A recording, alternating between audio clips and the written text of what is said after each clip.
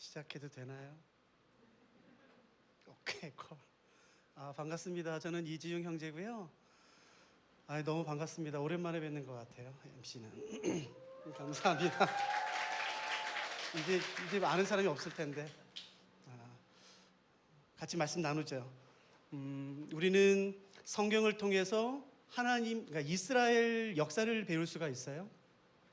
그리고 이스라엘 역사를 통해서 우리는 하나님이 어떤 분이신지 배울 수 있지. 하나님이 어떤 성품을 가지셨고 하나님이 어떤 일을 하시고 어떤 계획을 가지고 계신지는 우리가 이스라엘의 역사를 통해서 배울 수가 있죠. 이스라엘의 역사의 시작이 언제였는가는 사실 관점에 따라 좀 다소 차이가 있어요.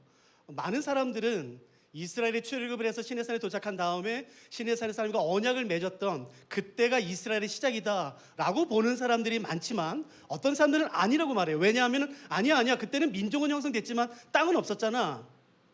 그래서 어떤 사람들은 이스라엘 백성들이 여호수아의 인도로 가나안 땅에 들어가서 정복 전쟁을 하고 지파별로 땅을 분배받은 다음에 드디어 그 땅을 소유하게 되었을 경우, 정착하게 되었을 때 그때가 이스라엘의 시작이야 라고 말하는 사람들도 있어요. 어떤 사람들은 아니야 이스라엘 시작은 그게 아니라 아브라함과 같이 가야 되지. 그래서 아브라함이 하나님의 부르심을 받아서 가나안 땅에 들어왔을 때 그때가 이스라엘의 시작이야 라고 말하는 사람들도 있어요. 물론 이것보다 또 다른 다양한 의견들도 있지만 이스라엘의 시작은 관점에 따라 다를 수는 있어요. 근데 아무튼 이스라엘의 그 긴 역사 동안에 얼마나 많은 다양한 일들이 있었는지는 우리가 성경을 통해서 충분히 배울 수가 있지요. 이스라엘의 긴 역사의 시간 동안 수많은 일들이 있었지만 그 중에서 가장 어둡고 가장 처절하고 처참하고 내일에 대한 어떤 소망도 가질 수가 없는 완벽한 절망, 그 절망 이외에는 다른 것을 가질 수 없는, 근데 그뿐만 아니라 온갖 수치, 치욕적인 삶, 모욕으로 가득했던 그 때를 살았던 한 사람을 오늘 저녁에 살펴보려고 해요. 이것보다 더 심할 수 있을까? 물론 우리가 지금 코로나 시대를 살고 있지. 아니, 이거 비교할 수 없는 가장 절망과 어둠과 수치로 가득했던 그 때를 살았던 한 사람, 그 사람이 바로 다니엘이에요. 그래서 오늘 다니엘을 좀 같이 살펴보려고 해요. 이스라엘은 여호수아가 죽은 이후에 사사에 의해서 통치를 받습니다. 사무엘이 마지막 사사로 소임을 다 한 다음에 이스라엘은 드디어 왕이 다스리는 왕정 시대로 넘어가요. 그래서 우리가 잘 아는 초대왕 사울, 그 다음에 다윗, 그 다음에 솔로몬. 사울과 다윗과 솔로몬이 다스렸을 그때에는 이스라엘이 나눠지지 않았고 하나의 이스라엘로 존재했죠. 그러나 솔로몬이 죽던 931년, 주전 931년에 이스라엘은 드디어 북이스라엘과 남유다로 나눠지게 됩니다. 그래서 북이스라엘은 여로보암이 초대 왕으로 북이스라엘의 첫 번째 왕인 여로보암을 시작으로 북이스라엘 모두 9번의 왕조가 바뀌고 19명의 왕들이 북이스라엘을 통치하죠. 그리고 남유다는 솔로몬의 아들이었던 르호보암을 시작으로 모두 20명의 통치자가 남유다를 다스리게 됩니다. 북이스라엘과 남유다로 나눠진 이후 약 209년, 약 200년이 훨씬 지난 어느 날 주전 722년에 북이스라엘은 아수르에 의해서 한 번에 멸망을 당해요. 북이스라엘은 아수르의 사르곤 2세라는 굉장히 잔인한 왕에 의해서 한 번에 무너지고 멸망당하고 이 북이스라엘 백성들은 모두 아수르로 포로잡혀가죠. 북이스라엘이 멸망을 당하고 약 117년이 지난 어느 날 남유다 역시 멸망에 직면하게 됩니다. 북이스라엘은 한 번의 멸망을 당한 반면 남유다는 4번에 걸쳐서 멸망을 당해요. 605년, 597년, 586년, 582년.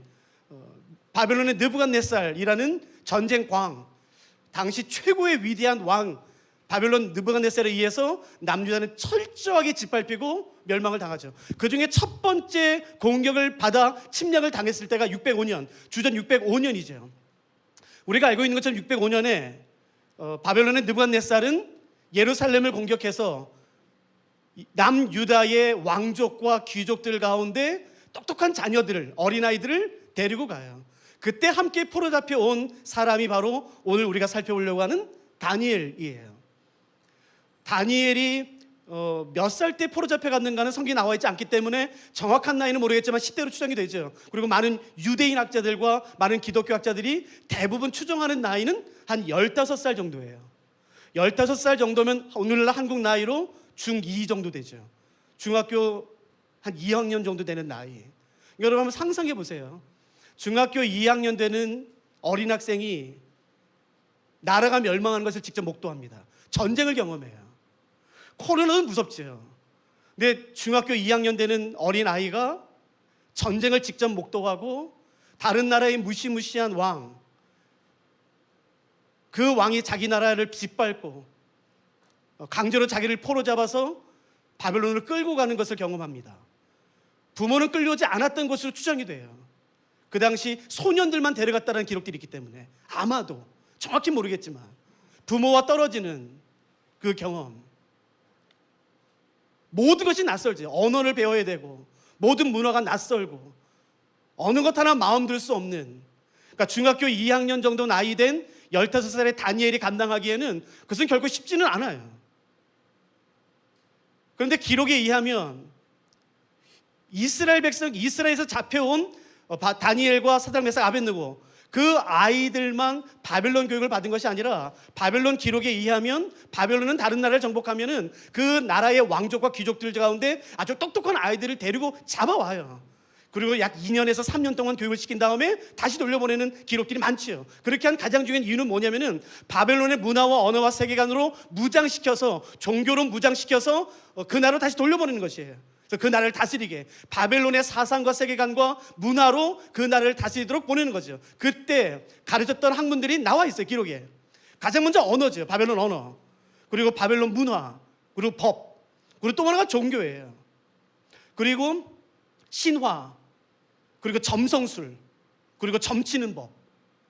우리가 충분히 예상하듯 다니엘은 어려서부터 하나님의 말씀을 잘 배웠을 거예요. 우리가 알고 있듯이 유대인은 경건한 가정의 경우 아이가 되면 4살부터 12살까지 모세 오경을 통째로 암기시켜요. 그리고 모세 오경을 잘 양육시키죠. 그러니까 다니엘도 4살부터 12살까지 분명히 모세 오경에 대한 교육을 잘 받았을 거예요. 근데 그런 다니엘이 바벨론에 포로 잡혀왔어요. 언어 배우는 건 문제가 아니에요. 법 배우는 건 문제가 아니에요. 종교를 배워야 돼요. 근데 그 종교라는 것은 바벨론에게는 종교겠지만 유대인에게는, 다니엘에게는 그건 100% 우상이에요. 반은 동물 모양, 반은 사람 모양. 성경에서 분명히 금했던 그것을 내가 배워야 돼요. 바벨론 신화의 대부분은 귀신입니다. 악한 영들, 음란하게 짝이 없는 거짓과 술수와 그 음란과 살인을 일삼는 그 바벨론 신화를 내가 공부해야 돼. 내가 알아야 돼. 더군다나 점성술을 배우고 그 당시 참 기록에 의하면 점치는 법을 배워요. 왜냐하면 왕이 가끔, 아니 자주 물어봐요. 내가 전쟁에 나갈까 말까, 내가 이걸 할까 말까, 그 모든 것들을 장관들에게 물어봐요. 그래서 즉시 대답해야 돼요. 그러므로 점치는 법을 배워야 돼요. 별의 움직임, 그리고 또 하나는 뭔지 아시겠어요? 살아있는 짐승의 배를 갈라요.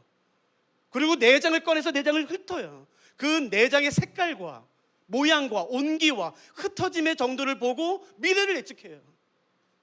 바벨론 사람들은 인생의 모든 비밀이 별에 있다고 믿었어요. 내 짐승의 내장이 있다고 믿었어요. 다니엘은 믿지 않았어요. 그러나 배워야 돼. 그 처참함, 내가 이걸 왜 배워야 되나. 그러나 거부할 수 없어요. 죽으니까. 그 15살의 어린 나이가 감당하기에는 이건 너무 큰 중압감이죠. 압도되겠죠. 기록에 의하면 대부분의 사람들이 바벨론으로 포로 잡힐 때 깜짝 놀랐어요. 왜냐하면 유대인들이 봐왔던 것은 예루살렘 성이 전부예요. 예루살렘 성전이 전부예요. 화려하죠, 자기들 보기에는.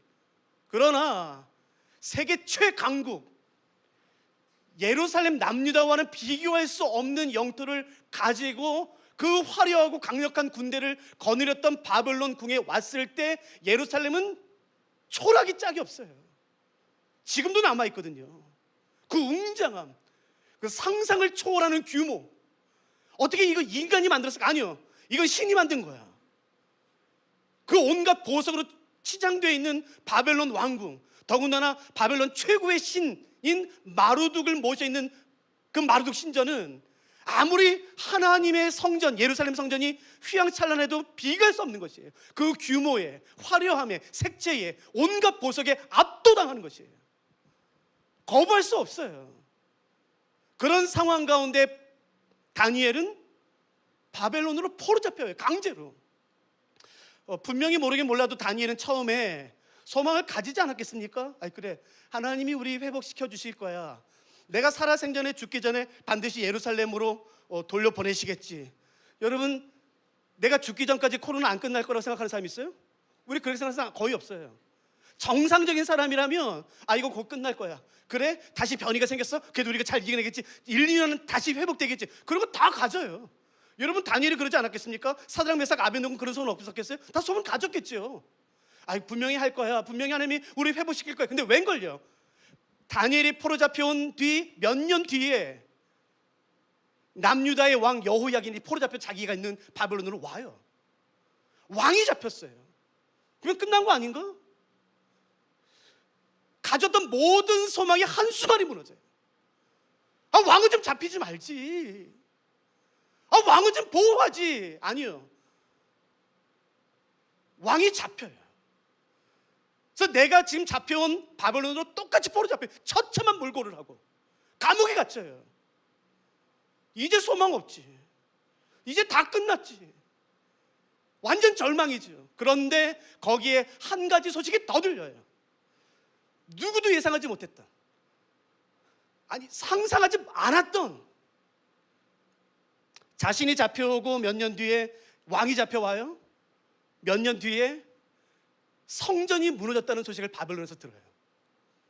어떻게 성전이 무너질 수 있을까? 왜냐하면 그 당시 성전은 하나님의 집이라고 불려졌는데, 하나님 뭐지 이게?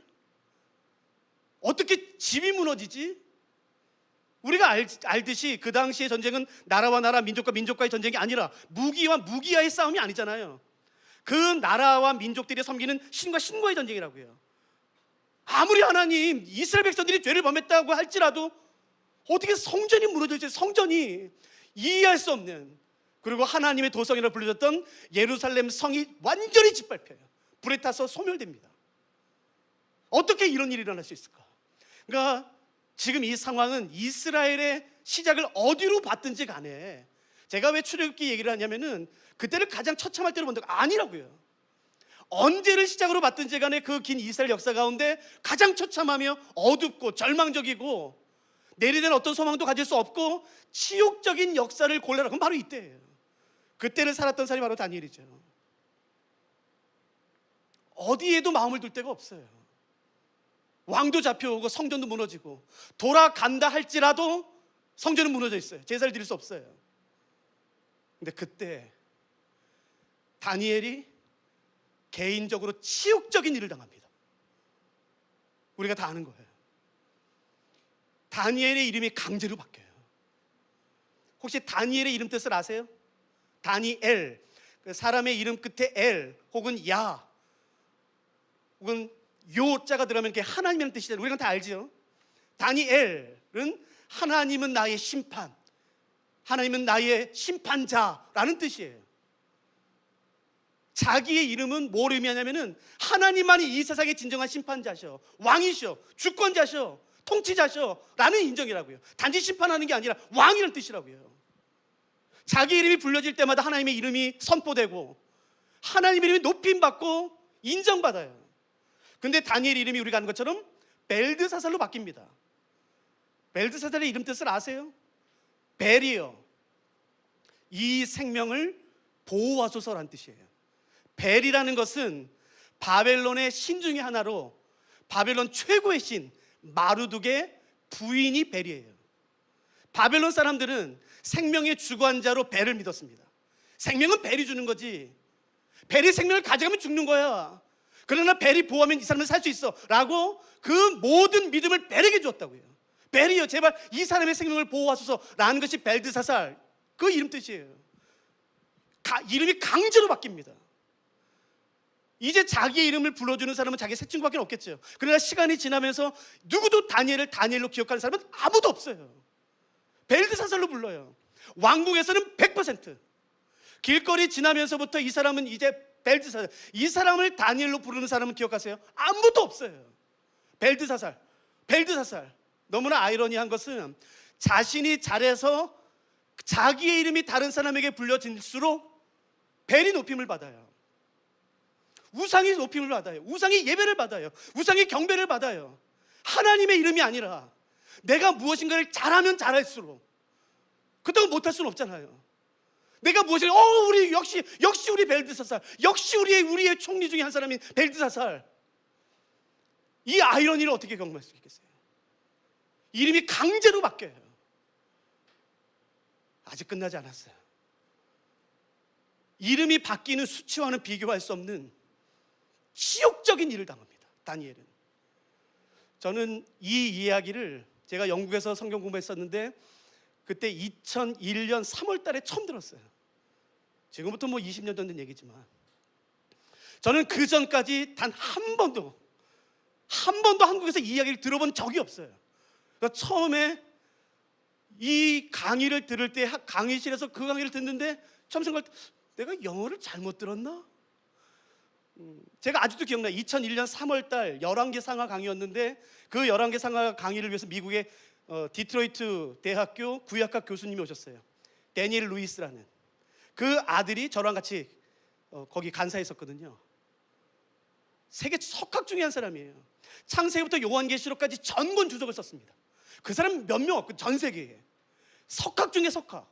근데 그분이 오셔서 열왕기 상하를 강의하시면서 이스라엘 역사를 쫙 한번 훑어주시는데 이제 이때쯤이 됐어요. 그래서 이 예루살렘 성전이 멸망했습니다. 바벨론에 있습니다. 바벨론의 문화는 이렇습니다. 고고학적인 기록에 의하면, 문헌들에 의하면, 그러면서 한 번도 들어보지 못했던 그 얘기는 이거예요. 바벨론에 발견된 문헌과 기록들에 의하면 바벨론 왕궁 안에서 일하는 대부분의 사람들은 거세를 당해야 돼요. 근데 여러분, 이거를 조선시대 때 환관, 내시처럼 생각하시면 안 돼요. 그런 개념이 아니에요. 비서실장, 장관, 대부분의 사람들이 궁 안에서, 바벨론 궁 안에서 느부갓네살과 함께 일하는 경우에 대부분이 거세를 당합니다. 그래서 그분이 뭐라고 말했냐면 2001년 3월 달에, 아직도 기억나요. 이건 정확한 기록입니다. 그러므로 어쩌면 다니엘이 왕궁 안에서 느부갓네살 곁에서 일했기 때문에 다니엘이 거세를 당했을 가능성은 99% 이상입니다. 그러나 사드락과 메삭과 아벤느고는 달라요. 왜냐하면 본문에 보시면은 사드락과 메삭과 아벤느고, 다니엘의 세 친구는 다른 도로, 다른 지방으로 파견당해요. 그렇기 때문에 그 사람들은 가능성은 떨어지겠지만 다니엘이 거세를 당했을 가능성은 99% 이상입니다. 저는 그 얘기를 처음 들었어요. 아마 지금도 처음 듣는 사람이 있을걸요. 그래서 제가 그때 영어 자료를 거의 다 살펴봤어요. 그랬더니 정말 그게 나와요. 깜짝 놀랐어요. 이게 왜 중요한지 아세요? 우리가 가지고 있는 구약성경 신명기 23장 1절에 하면 거세당한 사람은 절대로 의인의 회중에 들어오지 못해요. 하나님 나라에서 배제당합니다. 하나님 나라에서 쫓겨나요. 거절당한 사람이에요. 저주받은 사람은 인정돼요. 여러분, 이게 다니엘이 원해서 그런 게 아니에요. 만일 여러분, 그러면은 목사님은 다니엘이 거세당했다고 생각합니까? 예, 저는 그 이후로 생각이 바뀌었어요. 제가 그 바벨론의 여러 문헌을 살펴봤더니 정말 그 문헌들이 나와요. 물론 100%라고 말할 수는 없겠지만 어떤 분은 반대하기도 해요. 그러나 대부분의 학자들은 다니엘이 거세당했을 확률을 99% 이상으로 봐요.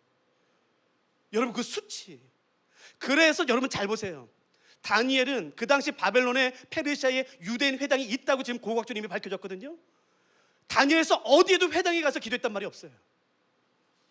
어디서 기도하는지 기억나세요? 자기 집에서 혼자 창문을 열어 예루살렘을 향해 기도해요. 어디도 공동체 같다는 말이 없어요. 그리고 다니엘의 부인과 자녀에 대한 언급이 전혀 없습니다. 그래서 많은 학자들이 그렇게 풀어요. 여러분, 그 수치, 내가 원하지 않았어. 내 이름이 바뀌었어요. 강제로. 내 이름이 불려질 때마다 존재하지도 않는 그 벨신이 영광을 받고 존귀하게 되고, 마치 벨에게 나의 생명이 있는 것처럼, 마치 벨이 나에게 축복해줘서 내가 이렇게 잘 된 것처럼, 그 거세당한 치욕, 그 수치, 하나님 나라에서 거절당한. 어쩌면 다니엘이 이렇게 생각하지 않았을까요? 어쩌면 차라리 죽자. 내가 이 치욕을 당할 바에야 차라리 죽는 게 낫지. 내가 살아서 무슨 의미가 있나? 내가 기도한들 거세당한, 이름이 바뀐 나의 기도를 하나님이 뭘 들어주시겠나? 라는 수많은 갈등들, 그 자기를 향한 그 번민, 연민, 그 저주스러운 마음, 분노, 여기까지 따라오셨어요? 그런데 다니엘이 거세를 당한 지, 이름이 바뀐 지 약 60년이 지난 어느 날, 여러분 한번 상상해 보세요. 아마 잡혀온 초기에 3년 동안에는 사드락 메삭 아벳느고가 같이 공부했으니까 그때는 다니엘을 다니엘로 불러줬겠죠. 야 다니엘아 다니엘아. 그러나 사드락 메삭 아벳느고도 떠나고 이제 다니엘이 바벨론궁에 있었을 때 누구도 다니엘을 다니엘로 불러준 사람 아무도 없어요. 벨드사살이지. 60년 동안, 60년 이상 동안 단 한 번도 들어오지 못했던 말이 자기 이름이에요. 자기는 스스로 그렇게 말하는지 모르겠지만 그 벨드사살 이름이 바뀌고 약 60년이 지난 어느 날 다니엘이 기도합니다. 이스라엘을 위해 기도해요. 예루살렘을 위해 기도해요. 근데 그때 하나님이 가브리엘을 다니엘에게 보내세요. 그 장면이 다니엘서 9장이에요. 저는 다니엘서 9장을 정말 좋아하는데, 그 다니엘의 중보 기도를 정말 좋아하는데, 그 중에서 가브리엘이 했던 말을 전 진짜 좋아해요. 혹시 성경 가지셨다면 한번 저랑 이제 같이 한번 펴기 시작할까요? 다니엘서 9장.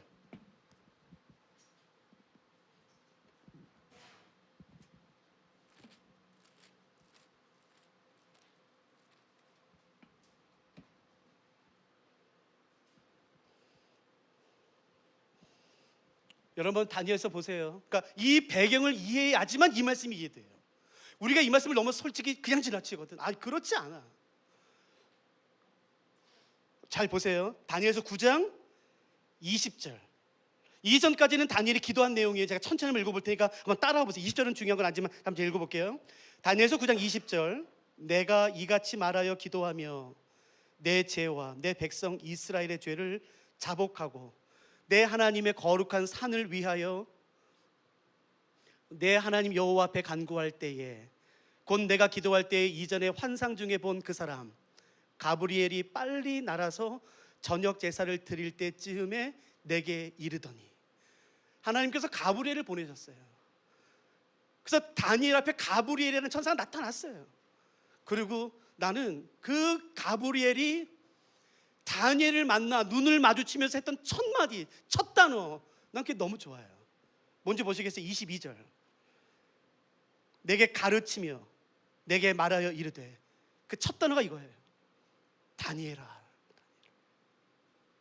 여러분 이 말을 쉽게 듣지 마세요. 다니엘 입장에서는요 60년 만에 처음 듣는 단어예요.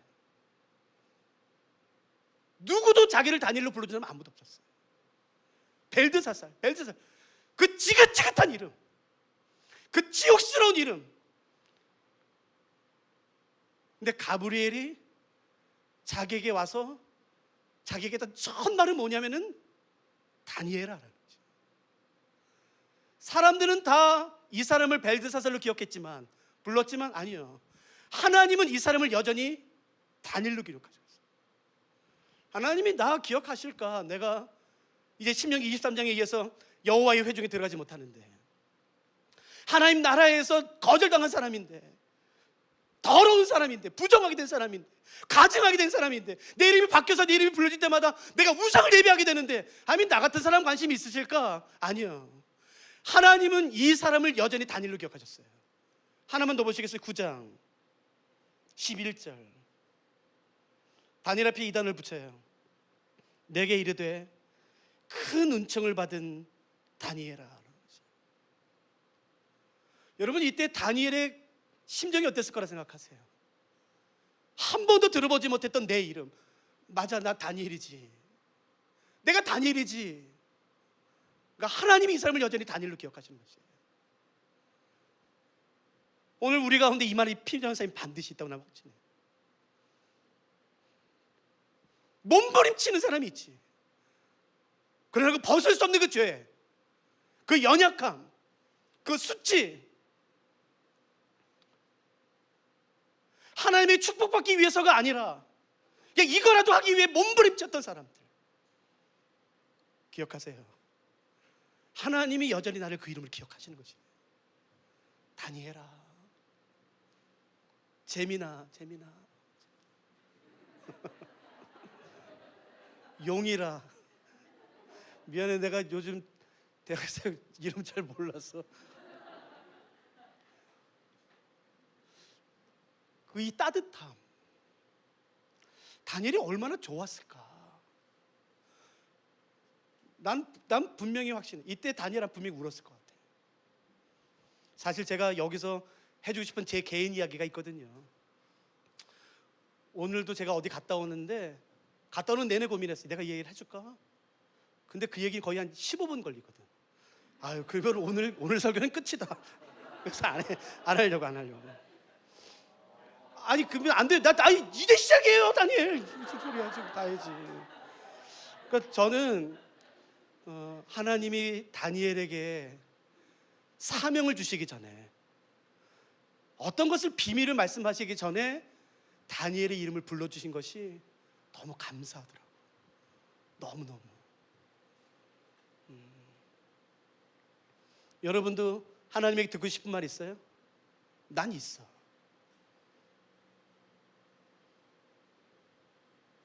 여러분 몰라도 내 반은 여전히 YM이거든. 어쩔 수 없는 일이 있어요. 살다 보면 어쩔 수 없는 일들이. 내 후배한테 부끄럽고 싶지 않거든. 내 몸부림치거든. 죄와 싸우고. 여러분 상상 못할 정도로 싸우거든. 나는 예수님에게, 하나님에게 이 말 한번 들으면 듣고 싶었다. 지웅아, 수고했다. 이제 됐다. 이제 쉬어라. 나는 그 말 듣고 싶어요. 됐다. 이제 충분하다. 이제 충분하다. 이 말을 들었을 때 다니엘 얼마나 좋았을까. 하나님이 우리를 그렇게 여전히 기억하세요. 우리 다시 이 당시 상황으로 다시 돌아가 봅시다. 다시 말씀드리지만 바벨론의 느부갓네살이 남녀를 4번 걸쳐서 멸망시켜요. 이 당시 느부갓네살은 최고의 왕, 가장 위대한 왕. 정확한 기록에 의하면 느부갓네살은 역사상 최고의 위대한 강력한 왕 중에 한 명으로 인정되죠. 성경뿐만 아니라. 그리고 정확한 기록에 의하면 25살 때, 즉 왕이 되기 전 왕자 시절에도 이미 이집트를 공격해서 큰 승리를 거뒀던 사람이 느부갓네살이에요. 누구도 느부갓네살을 건드릴 수 없어요. 대항할 수 없어. 그 카리스마, 강력함, 리더십. 당시 가장 넓은 땅을 통치했고 가장 많은 백성들을 거느렸고, 전 세계에서 그의 말 한마디면 다른 새도 떨어지고 누구도 거부할 수 없는. 여러분 그거 아세요? 그 공중정원이라는 거 들어보셨어요? 그 불가사의 중에 하나잖아요. 그 사막 한가운데 펌프도 없는 시절에 물을 거꾸로 들어 올려 위에서부터 물이 떨어지게 하는 공중정원을 만들었던 사람이 느부갓네살이에요. 기가 막힌 통치자입니다. 지혜, 지식뿐만 아니라 두려움이 없어요. 바벨론의 느부갓네살에 싸웠던 전적을 보면 두려움이 없어요. 거침이 없어요. 그냥 쫙 밀고 나가죠. 패배를 모르는, 두려움을 모르는 가장 강력한 최고의 왕. 그런데 다니엘서에 보면 그 두려울 것이 없는 모든 것을 가진 그 강력한 느부갓네살이 한순간에 짐승같이 돼요. 혹시 기억하세요? 혹시 다니엘서를 모르면 오늘 밤에 꼭 한번 볼래요? 봐요. 이 느부갓네살이 한순간에 짐승처럼 바뀌어요. 짐승처럼, 소처럼 풀을 뜯어먹어요. 땅을 기어다녀요. 머리와 몸에 난 털을 깎지 못해서 누가 봐도 짐승처럼 보여요. 이성이 사라져요. 미친 사람처럼 돼요. 그래서 다른 바벨론 기록에 의하면 이 느부갓네살의 기록이 한순간에 비어 있습니다. 그리고 미친 사람으로 기록되어 있어요. 침을 흘리고 땅을 기어다니고 흙을 먹고 풀을 뜯어먹고 그 위대한 왕이 한순간에 어떻게 됐는지, 어떻게 이렇게 됐는지 궁금하지 않으세요? 누구도 그렇게 만들 수 없었어요. 두려움이 없는 그 느부갓네살을 한순간에 나라로 떨어뜨렸던, 도대체 무엇에 의해서? 한번 같이 보십시다. 다니엘서 4장.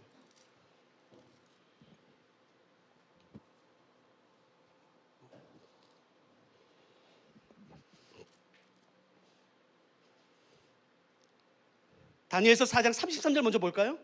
33절 결과죠.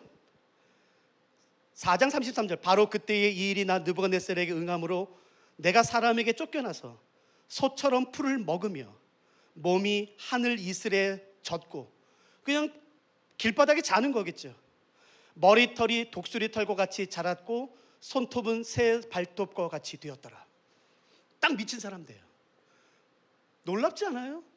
세상의 모든 부러울 것 없는 권력을 가졌던 그 화려함, 가장 강력한 위대한 왕이 한순간에 이렇게 돼요. 무엇이 그를 이렇게 만들었는지 성경이 명확히 말합니다. 혹시 펜 가지신 분이라면 이걸 밑줄 그으세요. 4장 31절 제가 읽어볼게요. 30절부터 읽어드릴게요. 나 왕이 말하여 이르되 이 큰 바벨론은 내가 능력과 권세로 건설하여 나의 도성으로 삼고 이것으로 내 위엄의 영광을 나타낸 것이 아니냐 하였더니, 30절 잘 보세요. 이 말이 아직도 느부갓네살이에요. 나 왕의 입에 있을 때에 하늘에서부터 소리가 내려 이르되, 하나님으로부터 소리가 와요. 느부갓네살 왕아, 내게 말하노니 이 말입니다. 나라의 왕위가 내게서 떠났느니라. 라는 하나님으로부터 주어진 한마디의 말로 이 위대한 왕이 한순간에 짐승이 됩니다. 이 당시 가장 넓은 영토와 가장 많은 백성을 거느렸던 최고의 위대한 권력과 전쟁 광 느부갓네살을 짐승처럼 만든 것은 다른 어떤 군대가 아닌 것이에요. 어떤 위대한 왕이 아닌 것이에요. 어떤 물리적인 힘이 아닌 것입니다. 하나님의 말씀 한마디인 것이에요. 너의 왕위가 떠났어 라는 말 한마디에, 하나님의 말씀에 10분의 연설도 아니라 5분 메시지도 아니라 딱 한마디, 너의 왕위가 내게서 떠났다 라는 말 한마디에 모든 이성이 떠나고 모든 권력과 모든 군대와 모든 것을 한순간에 잃어버린 것이에요. 도대체 다니엘서를 통해서 하나님께서 말씀하고자 하시는 것은 뭐겠습니까? 누가 진정한 왕이냐는 것이에요. 하나님 말씀 한마디면 충분한 것이에요. 10분의 연설, 30분의 연설도 필요 없는 것이에요. 하나님으로부터 주어지는 살아계신 하나님의 한 말씀이면 충분한 것입니다. 누가 오늘 이 말씀 앞에 나아가시겠습니까? 10분의 기도가 필요하지 않은 것이에요. 하나님으로부터 주어진 한 말씀. 누가 감히 하나님의 말씀 앞에 거절할 수 있겠습니까? 반대할 수 있겠습니까? 거절할 수 있겠습니까? 아니요. 누구도 살아계신, 온 땅을 창조하신, 온 땅을 여전히 다스리시는 그 위대한 광대하신 하나님의 말씀 앞에 누구도 반대할 수 없는 것이에요. 누가 이 하나님을 두려워하기 시작하시겠습니까? 누가 이 하나님을 경외하며 이 하나님을 왕처럼 섬기시겠습니까? 오늘날 세대에 정말 두려운 것은 뭐냐면은 하나님을 두려워하지 않는 것이에요. 하나님 그까짓 건 하나님을, 여러분 저는 비그리스도에 관심 없어요. 그리스도에 관심 있는 것이에요. 내 사랑하는 예수님 후배들에게 말하는 것이에요. 하나님을 내 소원 들어주는 알라딘 램프의 진이로 만들어버린 것이에요. 하나님이 뭔데 내 기도를 거절해? 내 기도가 거절당할 때, 내가 아무리 간절히 원했지만 거절당했을 때 그 분노를 함께 쏟아내기 시작하는 것이에요. 건방지게. 하나님이 누군지 안다면 절대 그렇게 할 수 없어요. 하나님의 모습을 한 번만도 봤다면 그 광대하심과 그 위대하심을 한 번이라도 목도했다면 절대로 하나님께 그럴 수 없어요. 하나님 말씀 한마디면 충분한 것이에요. 저랑 같이 말씀 한마디만 찾아봅시다. 앞으로 가면 예레미야 있어요. 예레미야 2장. 하나님께서 예레미야 선지자를 통해서 이스라엘의 죄를 지적하시는데 이렇게 지적하세요. 2장 19절 13절도 설명해 드리면 좋겠지만 시간이 안 될 것 같아요. 벌써 40분 지났어요? 빨리 봅시다. 19절 잘 보세요. 하나님의 말씀이에요. 너의 악이 너를 징계하겠고 너의 반역이 너를 패망할 것이라. 그런즉 내 하나님 여호와를 버림과 내 속에 나를 경외함이 없는 것이 악이요 고통인 줄 알라. 여기다 한번 적어 넣어 보세요. 내 속에 나를 경외함이 없는 것이 악이라고 말할 때에 창세부터 요한계시록까지 경외라는 단어로 번역된 히브리어는 야레라는 단어예요. 100% 경외, 야레. 근데 여긴 그 단어 쓰지 않았어요. 여기는 창세기부터 말라기까지 히브리어 성경 기록 가운데 딱 한 번 이 단어가 쓰였어요. 파흐다. 근데 이 단어를 경외하다로 번역한 거예요. 그러니까 좀 아쉬워요.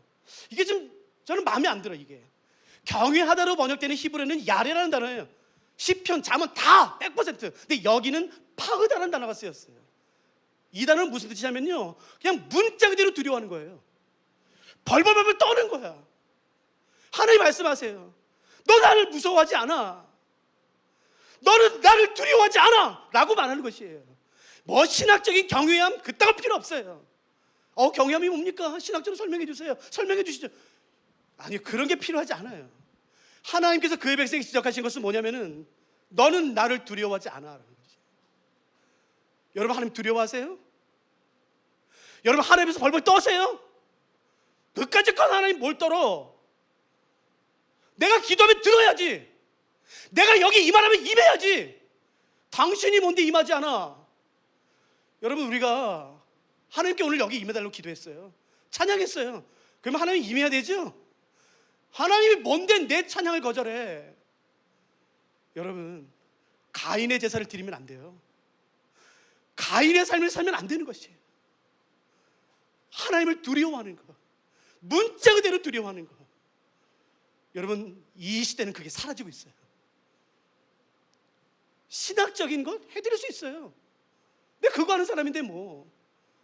나 그거 안 할 거야 오늘. 여기서 말하는 것은 뭐냐면은 문자 그대로 그 앞에서 벌벌 떠는 것이에요. 누가 그 거룩하신 하나님 앞에 감히 서 있을 수가 있겠습니까? 전도하다 보면 가끔씩 그 얘기 들어요. 가끔씩. 스위스 로잔 베이스에 있을 때는 매주 수요일마다 저희 베이스가 나갔었어요. 전도하러. 그때 한국 사람들 가끔 만나거든. 제주도에 있을 때도 가끔씩 나갔었어요. 열방대학 있을 때. 가끔씩 뭐라고 말하냐면 이렇게 말해요. 사람들 이 말 들으면 심장이 떨려. 야, 하나님 심판하시라 그래. 까짓 거 그거 내가 눈 하나 깜짝일 줄 알아? 야, 하나님 그까짓 거 심판하시라 그래. 여러분, 그 말 들으면 정말 이렇게 손이 떨려요. 여러분, 그런 말 하면 안 돼. 누구도 하나님 앞에 감히 서 있을 수 있는 사람 아무도 없어요. 그 거룩함, 그 광대하심, 그 위엄, 여러분, 그 앞에 누구도 서 있을 수 없어요. 성경에서 말하는 이스라엘 백성들의 죄는 신학적이고 화려한 게 아닌 것이에요. 단지 두려워하지 않는 것이에요. 모든 것을 가지고 통치하고 누구도 거절할 수 없는 권력을 가졌던 느부갓네살이 하나님의 말씀 한마디에 완전 꼬꾸라집니다. 반대로 그러니까 이게 가능한 것이에요. 하나님의 말씀 한마디면 한 번에 회복되는 것이에요. 많은 말이 필요한 것이 아닌 것이에요. 감동적인 설교가 아닌 것이에요. 논리적인 말과 단어, 현학적인 단어가 아닌 것이에요. 살아계신 하나님의 말씀이 내 삶에 떨어지는 순간, 내 공동체에, 내 단체에 임하는 순간 모든 것이 변하는 것이에요. 그러나 아무리 완벽하게 갖췄다 할지라도 하나님 말씀이 안 돼! 그러면 안 되는 것이에요. 누가 이것을 오늘 인정하기 시작하시겠습니까? 누가 오늘 이 말씀을 붙잡으시겠습니까? 다니엘서는 1장부터 12장까지 되어 있죠. 저는 이 장면을 가장 좋아해요. 사실 이해가 안 돼, 이 한 문장이. 근데 너무 통쾌해. 너무 좋아요, 이 말씀이. 1장부터 12장 가운데 수많은 사건들, 이야기들, 환상들, 계시들, 말씀들, 기도들이 나오지만 요 한 절은 기가 막힌 반전을 우리에게 가져다 주죠. 다시 한번 기억하세요. 이 당시 바벨론의 느부갓네살이라는 왕은 성경 안에서뿐만 아니라 전 세계의 역사 가운데 최고의 위대한 왕 중에 한 명으로 이미 인정되는 사람, 나폴레옹, 알렉산더와 같은, 고레스와 같은 위대한 왕 중에 하나. 주변의 모든 나라를 정복시키고 자기 앞에 무릎을 꿇게 하는 가장 막강한 권력을 가지고 있었던 그 느부갓네살이 어떻게 되는지 한번 잠깐 보십시다. 다니엘서 2장.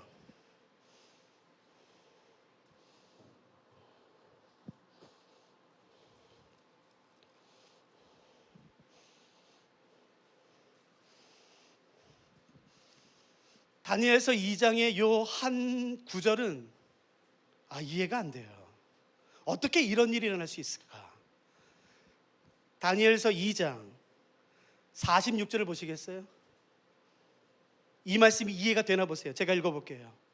이에 느부갓네살 왕이 엎드려 다니엘에게 절하고 명하여. 그 가장 넓은 영토와 막강한 권력을 가지고 있는 느부갓네살이 그 어린 다니엘 앞에 엎드려 절합니다. 누구도 하지 못했던 일이에요. 어떤 나라도, 어떤 왕도, 어떤 물리적인 힘도, 어떤 상황도, 어떤 무기도 느부갓네살을 무릎 꿇게 한 적은 단 한 번도 없어요. 그런데 이 장면은 그 위대한 느부갓네살 왕이 스스로 무릎을 꿇고 다니엘 앞에 엎드리는 장면이에요. 어떻게 이게 가능하겠습니까? 어떻게? 그래서 다니엘이, 여러분 그 4장에 한번 잠깐 볼까요? 느부갓네살이 했던 말들. 이성이 돌아왔을 때에 이런 말을 하죠. 4장 34절 35절 보세요. 그 기한이 참에 나 느부갓네살이 하늘을 우러러 보았더니 내 총명이 다시 내게로 돌아온지라.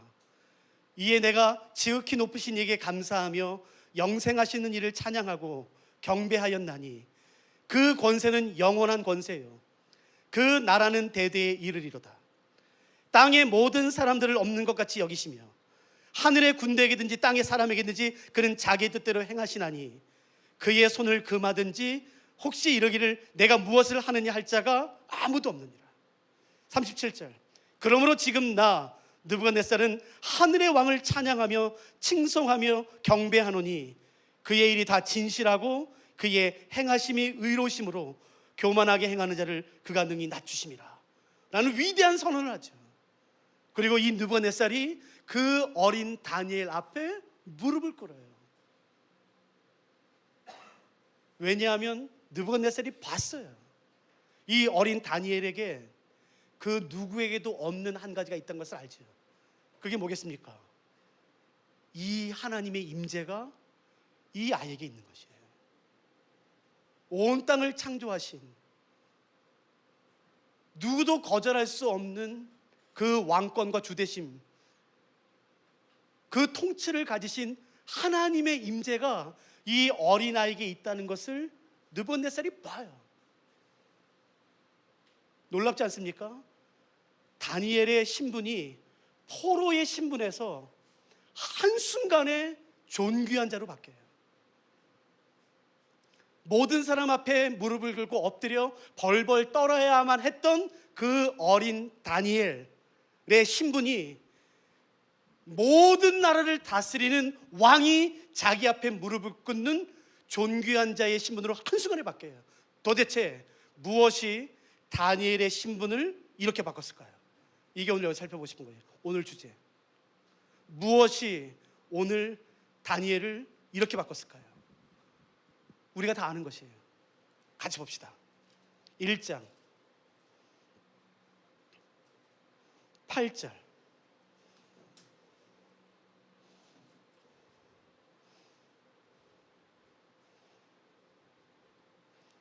1장 8절. 우리 한 목소리 읽어볼까요? 카페에 계신 분들은 조용히 읽으시고 혹시 소리를 내도 괜찮은 곳에 계시다면 우리가 입으로 선언하면서 이 말씀 읽어봅시다. 다니엘서 1장 8절 시작. 다니엘은 뜻을 정하여 왕의 음식과 그가 마시는 포도주로 자기를 더럽히지 아니라 하고 자기를 더럽히지 아니하도록 환관장에게 구하니. 다니엘이 한 것은 한 가지예요. 자기가 통제할 수 있는 것은 아무것도 없었어요. 어린 나이에 강제로 포로 잡혀왔어요. 언어와 문화를 배우는 것은 상관없겠지만 자기가 결코 배우고 싶지 않았던 종교를 배워야 되고 신화를 배워야 되고 점성술과 점치는 법을 배워야 돼요. 자기 이름이 바뀌어지는 것을 거절할 수는 없었어요. 자기가 거세당하는 것은 거절할 수 없었어요. 그러나 한 가지는 할 수 있었어요. 그의 마음을 정하는 것이에요. 그의 뜻을 정하는 것이에요. 내가 비록 바벨론에 살지만 바벨론에 속하지 않기로 결정하는 것이에요. 내가 비록 바벨론에 살지만 바벨론의 가치와 문화와 상식과 세계관과 그 음란함을 따르지 않기로 결정하는 것이에요. 여기서 말하는 뜻은 히브리어로 레브라는 단어가 쓰였어요. 이 레브는 뜻으로 번역해도 되지만 아니요, 성경에서 더 많이 번역되는 단어는 마음이에요. 정하다 라는 단어로 번역된 히브리어는 숨이라는 단어인데, 숨은 결정하다는 단어로 번역할 수 있어요? 아니요. 그것보다 어떤 게 더 많이 번역되냐면 두다, 놓다로 번역될 수 있어요. 그러니까 이 문장이 이렇게 번역할 수 있겠죠. 다니엘은 그의 마음을 두었어요. 자기 마음을 붙잡고 하나님에게 자기의 마음을 두었어요. 내가 내 이름이 바뀌는 것을 바꿀 수는 없지만 그 칼이 나를 수치스럽게 맞는 것을 내가 막을 수는 없지만, 내가 포로 잡혀서 그 이방의 더러운 땅에 온 것을 내가 막을 수는 없지만, 내가 비록 바벨론에 산다 할지라도 나는 바벨론에 속하지 않기로 결정하는 것이에요. 내가 비록 바벨론에 살지만 내 마음은 하나님의 두기로 결정하는 것이에요. 바벨론에서 말하는 상식과 가치관을 따르지 않기로 결정하는 것이에요. 누가 오늘 다니엘처럼 자신의 마음을 하나님께 두시겠습니까? 오늘날 우리가 사는 대한민국은 이 당시 바벨론과 굉장히 비슷해요. 그 음란함, 수많은 우상들. 저희 교육자 중에 한 명이 여기 홍대에서 금요일마다 와요. 사진을 찍어서 보내요. 그래서 한번 봤었어요. 수많은 점집들. 이제 그게 문화가 됐어요. 그냥 재미로 보는 거죠. 기독교인 할지라도. 아니요, 절대로 하면 안 되는 것이에요. 농담이라도 하면 안 되는 것이에요. 다 그렇게 해. 그렇게 해야지 사람들이 재밌지. 아니요, 이 정도는 괜찮지 않을까요? 성적으로? 요즘 누가 그렇게 말합니까? 고리타분하게. 그럼 그렇게 사세요. 그러나 제발 이 땅을 변화시키겠다는 그딴 기도를 하지 마세요. 하나님은 그 사람에게 절대 맡기지 않습니다. 하나님이 찾으시는 사람은 비록 우리의 몸은 이 땅에 살지만 이 땅에 속하지 않기로 결정하는 사람인 것이에요. 이 땅의 가치관과 세계관을 따르지 않고 하나님의 말씀을 내 삶의 기준으로 삼아 내 삶을 하는 게 드리기로 결정하는 사람인 것이에요. 이 세상은, 하나님의 나라는 탁월한 사람에 의해서 임하고 확장되는 것이 아니라 다르게 살기로 결정한 사람에 의해서 임하고 확장되는 것입니다. 누가 오늘 내 뜻을 하나님에게 두시겠습니까? 내 사랑하는 예수 존재하는 후배들, 거룩함의 기준을 낮추지 마세요.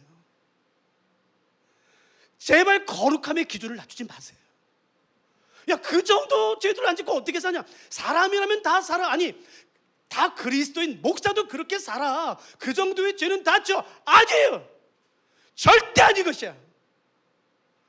거룩함의 기준을 낮추지 마세요. 거룩함의 기준을 더 높이는 것이에요. 아무리 이렇게 하면은 더 많은 명예가 주어지고 더 많은 재정이 주어진다 할지라도 아닌 것이에요. 이렇게 하면 저 사람보다 더 빨리 갈 수 있다 할지라도 절대로 하면 안 되는 것이 있는 것이에요. 하나님의 말씀을 내 삶의 기준으로 삼아 다니엘처럼 뜻을 정하는 것이에요. 그때 뜻을 정했을 때 하나님이 어떻게 다니엘에게 하셨는지 바로 그 다음 절 한번 보실까요? 바로 그 다음 절 9절. 하나님이 다니엘로 하여금 환관장에게 은혜와 궁유를 얻게 하신지라. 우리에게 필요한 은혜는 하나님에게 오는 것이에요. 내게 필요한 궁율과 사랑은 하나님에게 오는 것이에요. 교수가 주는 게 아닌 것이에요. 어떤 사장과 이사가 주는 게 아닌 것이에요. 내 선배가 주는 게 아닌 것이에요. 내게 필요한 은혜, 내게 필요한 궁율, 생명, 그 모든 능력은 오직 하나님으로부터 오는 것이에요. 누가 오늘 하나님에게만 무릎을 꿇으시겠습니까? 이 세상의 수많은 사상과 하나님을 대적하게 높아지는 수많은 이론들 가운데 누가 오늘 하나님 앞에만 무릎을 꿇으시겠습니까? 예수를 그리스도로 믿는 사람들을 부르는 이름은 그리스도인이죠. 근데 기억하세요. 그리스도인은 성경에 딱 3번밖에 나오지 않아요. 사도행전 11장 26장 딱 2번, 그리고 베드로전서 4장 1번, 3번밖에 나오지 않아요. 딱 3번. 예수님을 그리스도로 믿는 사람들을 부르는 더 많은 별명은, 표현은 그리스도인이 아니라 제자란 표현입니다. 제자. 제자가 누군지 아세요? 우리 이 말만 하고 마칠까요? 제자가 누군지 아세요? 제자는 학생이 아니에요. 말장난이 아니니까 한번 들어보세요. 학생은 특정한 장소에서 특정한 시간에 모여 말과 글을 통해 선생님으로부터 가르침을 받는 사람을 우리는 학생이라고 불러요. 그렇기 때문에 장소가 필요하죠. 특정한 시간이 정해져요. 시작 시간과 마치는 시간이. 그러나 제자는 아닙니다. 특정한 장소에서 배움을 받지 않아요.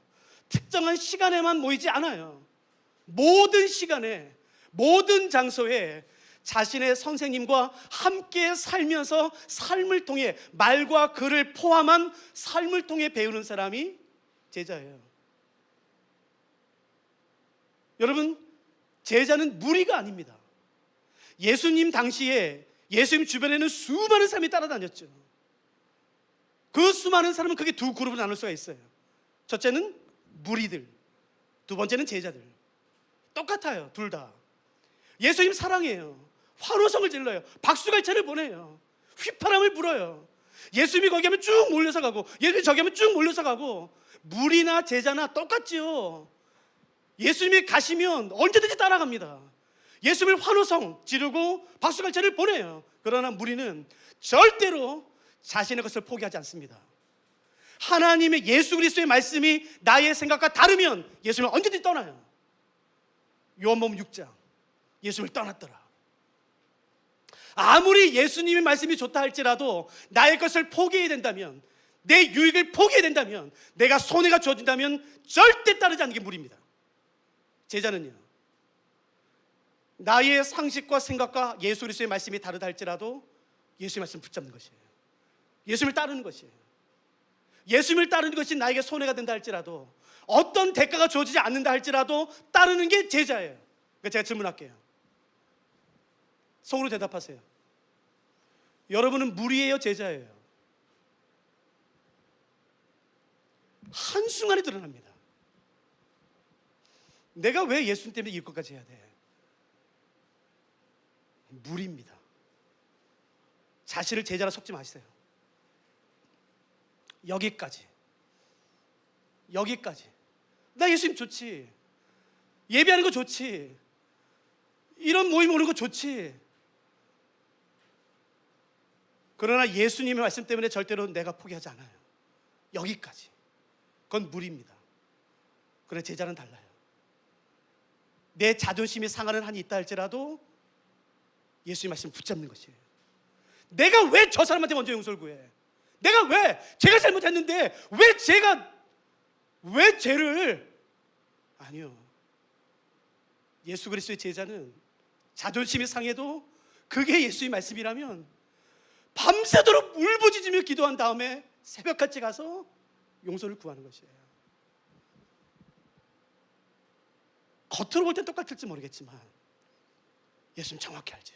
그러므로 예수님을 그리스도로 믿고 따르는 제자들의 삶, 즉 우리가 제자도라 부르는 그 제자도의 핵심을 한마디로 말씀해 주십시오 라고 말한다면 저는 조금도 주저하지 않고 그건 바로 예수 그리스도의 왕되심인 것이에요. 예수 그리스도의 주되심. 누가 오늘 내 왕 앞에 무릎을 꿇으시겠습니까? 누가 내 왕 앞에 무릎을 꿇으시겠습니까? 늘 예수님을 내 앞에 복종시키고 내가 무엇을 기도하든지 간에 예수님 들으셔야만 되고, 아니 그런 게 아닌 것이에요. 누가 오늘 내 계획과 내 편안한 모든 보장된 미래를 다 내려놓고 내 왕 앞에 무릎을 꿇으시겠습니까? 죄는 음란, 시기, 질투, 무정함 같지요? 아니요. 그리고 죄 아니에요. 로마서 1장에 나오는 것은 다 죄의 결과들, 열매들입니다. 죄의 본질이 뭔지 아세요? 죄의 본질은 성경에 의하면 내가 하나님 되려고 하는 게 죄의 본질이에요. 그게 해결되지 않으면 음란함, 시기심, 질투, 무정함, 그 분노 절대 해결되지 않습니다. 그러므로 진정한 회개는 뭔지 아세요? 울고 부는 게 아닌 것이에요. 하루면 끝납니다. 똑바로 생각하세요. 그리고 하나님으로 하여금 내 삶에 하나님이 되도록 하는 것이에요. 하나님, 당신이 내 왕이십니다. 당신이 내 주이십니다. 당신의 말씀이 나의 상식과 다르다 할지라도, 내 자존심이 상한다 할지라도 내가 주의 말씀을 따릅니다. 그게 제자도의 핵심인 것이에요. 교회 안에는 이미 이 세상의 문화와 가치관이 너무 많이 들어와 버렸어요. 이게 성경인지 세상인지 구분되지 않을 정도로 재정 사용에 있어서, 교육자를 선정하는 데 있어서, 예배에 있어서, 말씀에 있어서 이미 교회는 너무 세상이 들어와 버렸어요. 밀어내지 않으면 밀립니다. 밀리면 죽습니다. 예수 정도도 안 하네. 이미 너무 많은 세상 것들이 들어와 버렸어요. 하나님께서 우리에게 주지 않으셨음에도 불구하고 주고 있는 것들이 있는 거지. 우리에게 언제부터 자리가 중요했습니까? 우리에게 언제부터 사람의 인정이 중요했습니까? 예수는 무식한 단체예요. 내가 제일 무식한 놈이고, 이게 하나님 말씀이라면 뒤도 안 돌아보고 순종했던 분들이 우리 선배님이세요. 그게 우리 DNA고 유업입니다. 논리? 우리에게 그딴 게 어디 있습니까? 하나님의 왕되심. 비록 이 세상에 살지만 이 세상에 속하지 않는 것이에요. 비록 이 세상에 살지만 이 세상의 가치관을 따르지 않는 것이에요. 비록 이 세상에 살지만 나의 소망과 안정감을 이 세상에 두지 않는 것이에요. 내 주 되신 예수 그리스도, 그분에게만 내 소망을 두는 것이에요. 누가 오늘 그 하나님 앞에 나가시겠습니까? 그리고 그 하나님 앞에서 각자 반응하기 시작하시겠습니까? 난 절대로 이 부분에 있어서는 여러분에게 뒤처지지 않을 거예요. 내가 이제 시윤인데 내가 젊은 청년들 절대 지지 않을 거야. 권리 포기? 내가 제일 먼저 할 거야. 내 왕을 위해서. 누가 오늘 그런 삶을 살기로 결정하시겠습니까? 우리 먼저 하나님 바라보십시다. 하나님이 어떤 분이신지, 그 높고 위대하시고 광대하신 하나님을 우리가 먼저 바라보기 시작하십시다. 미안해요, 설교 길게 해서. 우리 찬양할래요? 우리 찬양하면서 하나님이 어떤 분이신지 선포하고 그 앞에 나가기 시작하십시다.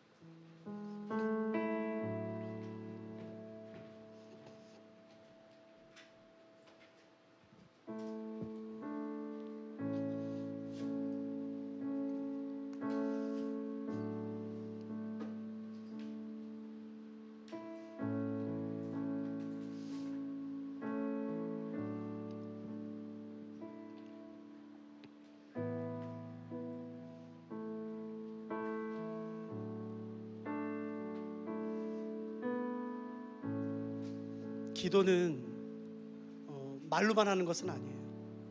온몸으로 하는 것입니다. 여러분이 있는 곳에서 무릎을 꿇을 수 있으면 무릎을 꿇기를 원한다면 무릎을 꿇으세요. 엎드리기를 원하신다면 엎드리세요. 내 왕에게 드릴 수 있는 최고의 경배를 드리는 것이에요.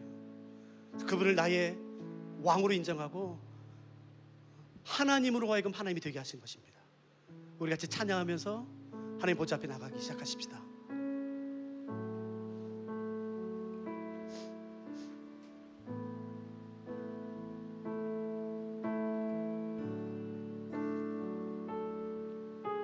주 여호와는 광대하시도다. 그 거룩한 하나님 성에서 찬양할지어다.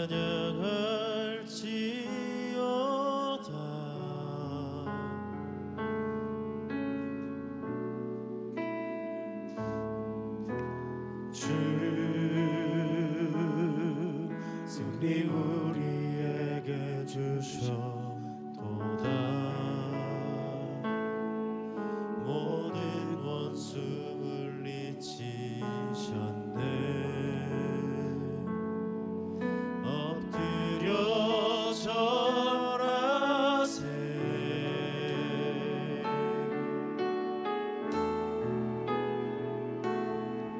다주의 크신 이름 높이며 우리에게 행하신 위대한 일 감사하세. 오 주의 신실하신 그 사랑 온 땅과 하늘 위에 계셔 홀로 영원하신 이름.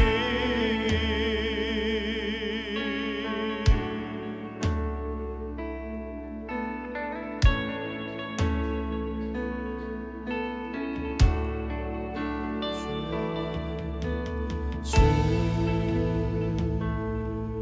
여호와는 광대하시도다. 그 거룩한 하나님 성에서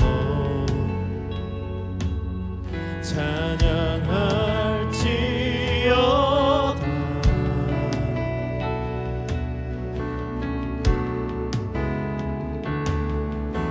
주 승리 우리에게 주셨도다. 모든 원수 물리치셨네. 엎드려 절하세.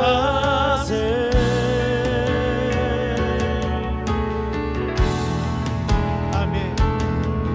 다주의 크신 이름 높이며 우리에게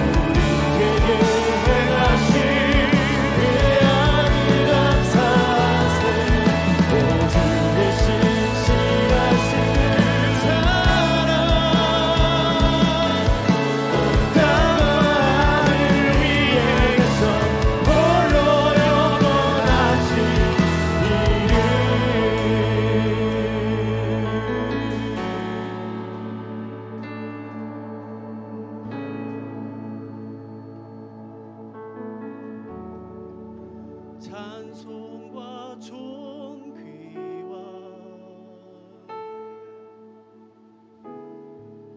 영광과 능력이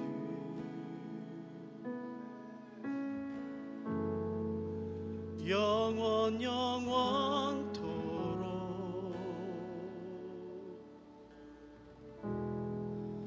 받아 주옵소서.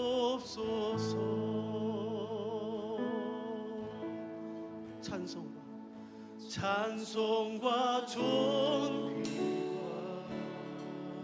우리 하나님이 어떤 분이신지 선포하십시다. 영광과 능력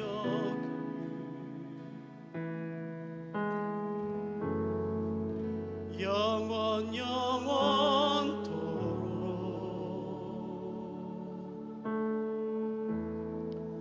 받아 주옵소서. 보좌에 앉으시 보좌에 앉으시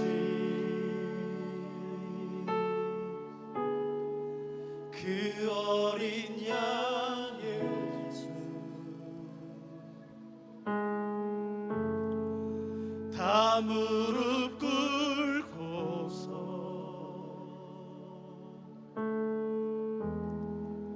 주 경배하리.